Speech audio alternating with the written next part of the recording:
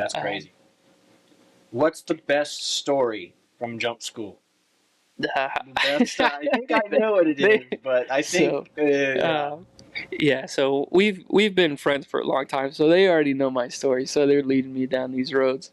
The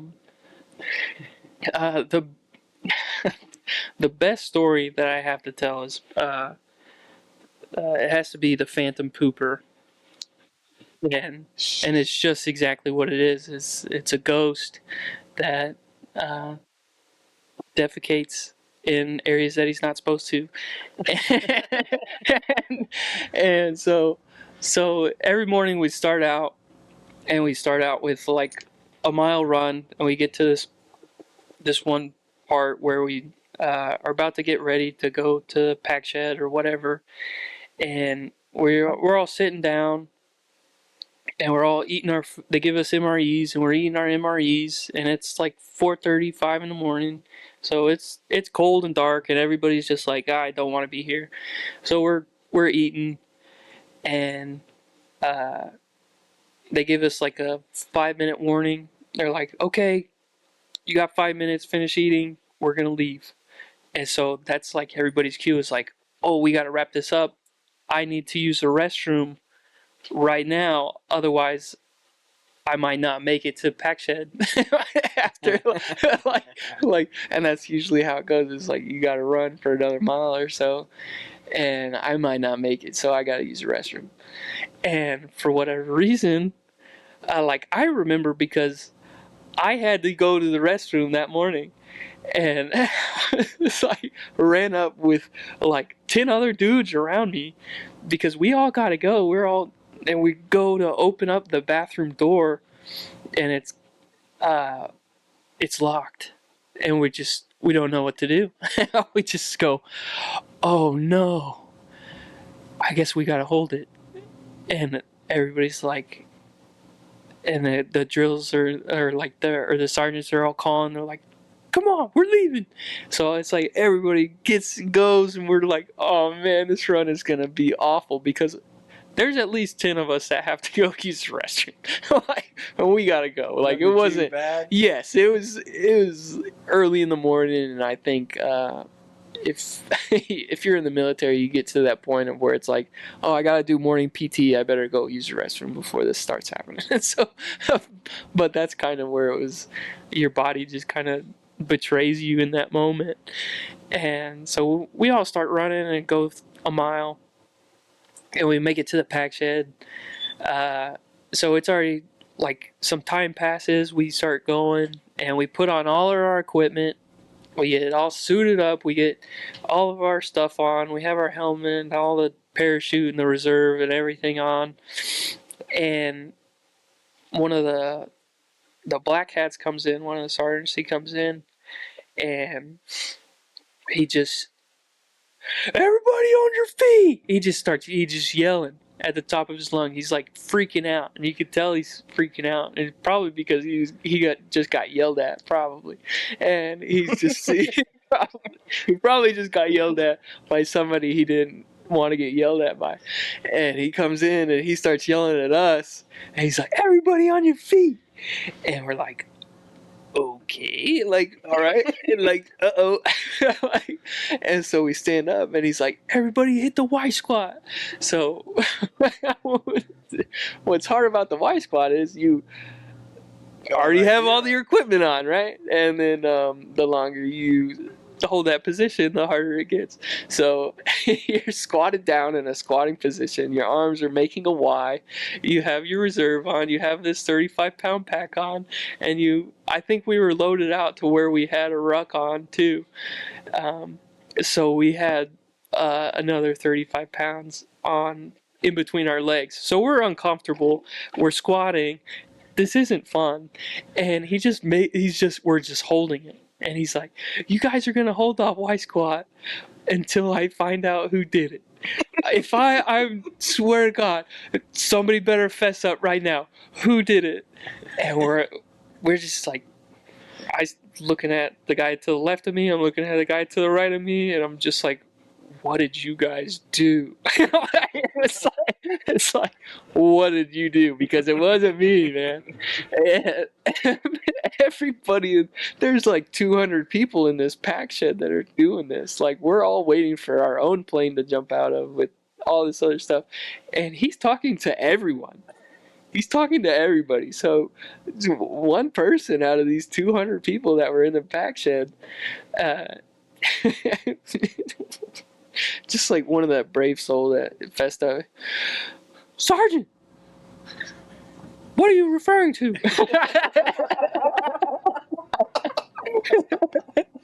And he's like, we don't know what you're referring to. What are you referring to?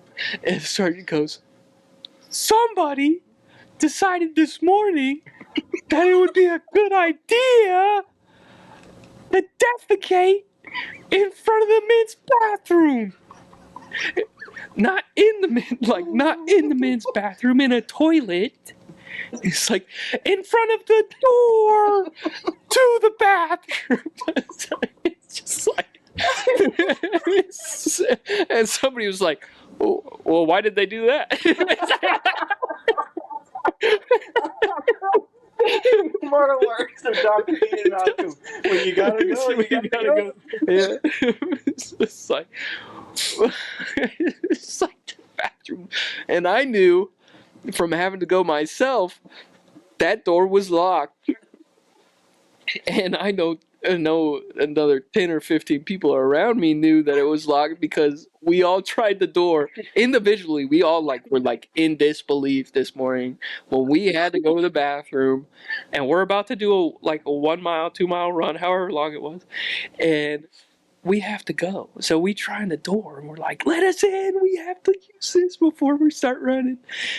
Our body's going to betray us and we're going to get kicked out of airborne school and all this other stuff. And that's like in your back of your mind, like, I don't want to get kicked out because I just crap myself in this run. And that's what happened. But the sergeant is just so mad. He's just so mad. He's like, somebody defecated.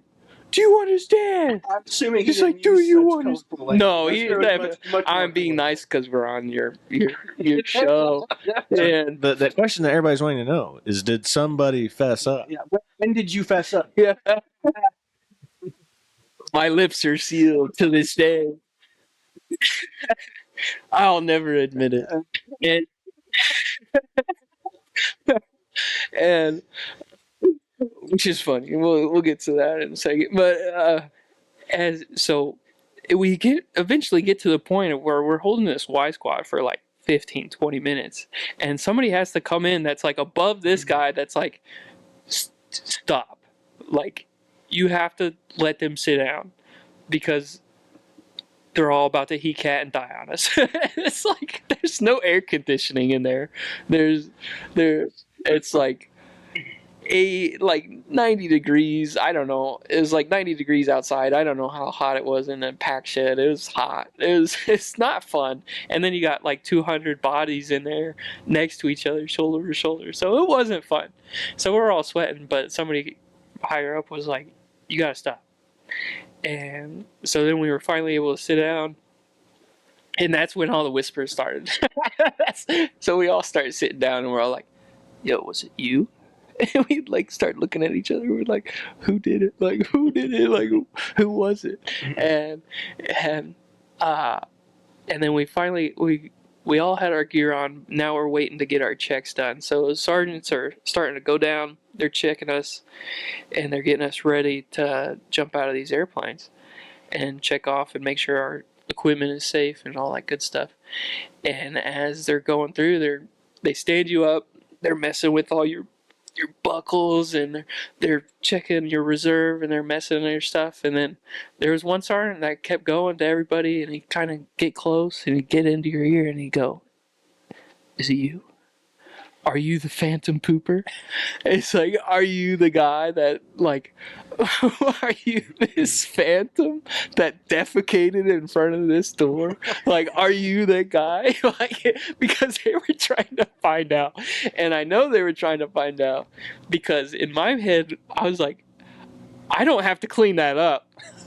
I don't have to. That's not my job. I go to school here. Like, I'm not cleaning that up. But somebody has to clean that up. So they were mad. And so they kept, and it just became this ongoing joke for years. For years. It was just, and it became like, it was just one of those stories that became rampant, like after we left too, because there was, I guess, people talking about it after, because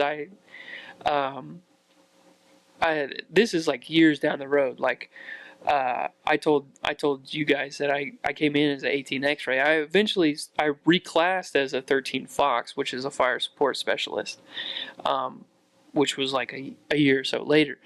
And then I joined the 82nd Airborne in North Carolina, Fort Bragg, and I think it's Fort Liberty now, or they want to make, I don't know, whatever, Fort Bragg, and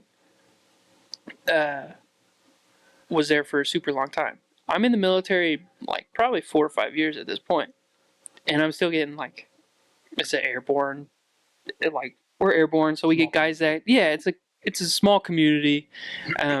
We get all our privates. They go through airborne school, and I had a private. I'm already 4 years in. This was like 3-4 years, like, you know what I mean? And a guy, like, he starts telling this story. He's like, supposedly somebody crapped in front of like the same thing happened. Like the same, like, kind of like, is it an instructor? I think it's an instructor.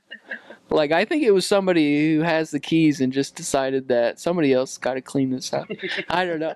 But, and it just kept going. And then, like, me and my buddy heard that, and we would just look at each other and we just go, the Phantom Pooper strikes again. And we're just like, it's like, this is an ongoing thing. And those myths happen. And